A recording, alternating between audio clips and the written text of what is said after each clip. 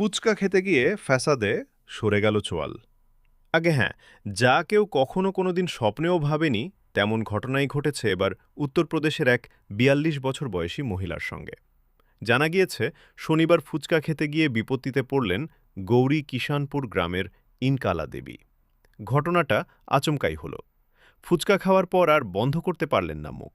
এরপরেই অসহ্য যন্ত্রণা শুরু হয়ে যায় তার। প্রথমে কাঁদতে শুরু করেন। সবাই ততক্ষণে এমন ঘটনায় অবাক। যদিও মুহূর্তেই সম্বিত ফেরে উপস্থিত সকলের। কোনো রকম ঝুঁকি না নিয়েই তাঁকে নিয়ে যাওয়া হয় নিকটবর্তী হাসপাতালে। প্রথমে তাঁকে জেলা হাসপাতালে নিয়ে যাওয়া হয়, কিন্তু সেখানে সমাধান হয়নি।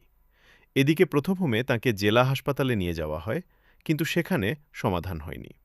সেখানের চিকিৎসকেরা চেষ্টা করলেও ওই মহিলার চোয়াল আগের অবস্থায় ফেরাতে সক্ষম হননি। ফলে তাঁকে রেফার করে দেওয়া হয়।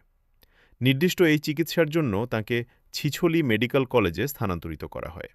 এরপর সার্জনরা তার চোয়াল দীর্ঘক্ষণের প্রচেষ্টায় দক্ষতার সহিত স্বাভাবিক করে তোলেন। অবশেষে চিকিৎসকদের চেষ্টায় তিনি স্বাভাবিক অবস্থায় ফিরতে পেরেছেন উত্তরপ্রদেশের ওই মহিলা। এমন ঘটনা প্রায় বিরল বললেই চলে। এদিকে এই ঘটনা দেখে ফুচকা খাচ্ছিলেন যারা, বাকিরাও হকচকিয়ে গিয়েছেন। ফুচকা বিক্রেতা নিজেই বলেন, এমন ঘটনা তিনিও কখনো আগে ঘটতে দেখেননি। উল্লেখ্য, কাঁধ ডিসলোকেট হওয়ার ঘটনা অতীতে প্রকাশ্যে এলেও চোয়াল সরে যাওয়ার ঘটনা সেভাবে সামনে আসে না। বলাই বাহুল্য, সাধের ফুচকা খেতে গিয়ে এই বিড়ম্বনার মুখে পড়তে হবে জানলে তিনি বোধহয় ভুল করেও ওই পথে এগোতেন না। যদিও বিষয়টা এমন নয়।